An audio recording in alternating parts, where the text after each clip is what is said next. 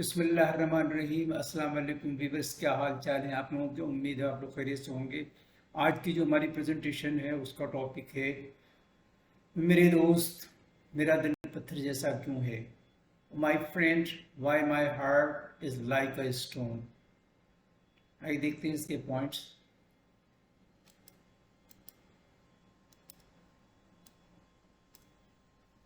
پتھر کا دل رکھنے کا مطلب ہے ہمدردی یا دوسروں کے لیے جذبات کی کمی۔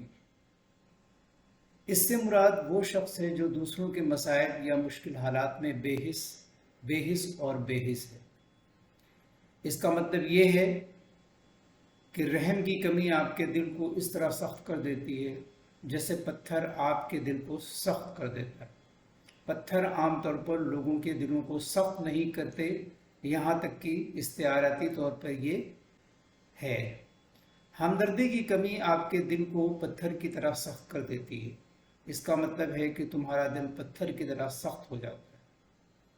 آئیے دیکھتے ہیں اس کا اوور ویو۔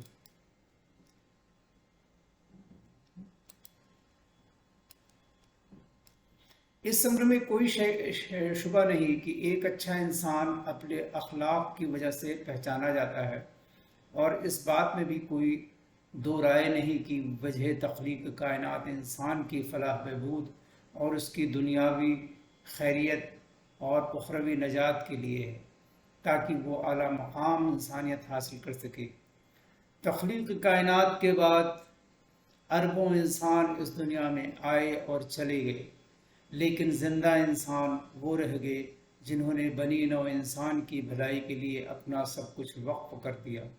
آج بھی دنیا انسانیت کے لیے کام کرنے والے صوفیاء کرام، سائنسدانوں، ڈاکٹروں، مفکروں، دانشوروں، ادیبوں، علماء کرام، سماجی شخصیات کے ناموں کو اپنے دلوں میں بسا کر بیٹھی ہے، جبکہ اس کے برعکس فرعون، چنگیز خان، ہلاکو خان، نمرود، شداد اور ان جیسے دوسرے انسانوں کو نفرت کی نگاہ سے دیکھتی ہے، کیونکہ یہ افراد بے پناہ طاقت رکھنے کے باوجود انسانیت کے لیے خطرہ بنے رہے۔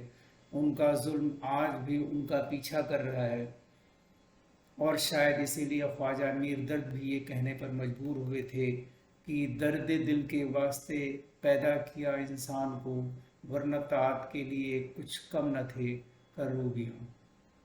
آئیے دیکھتے ہیں آج کے کوٹس۔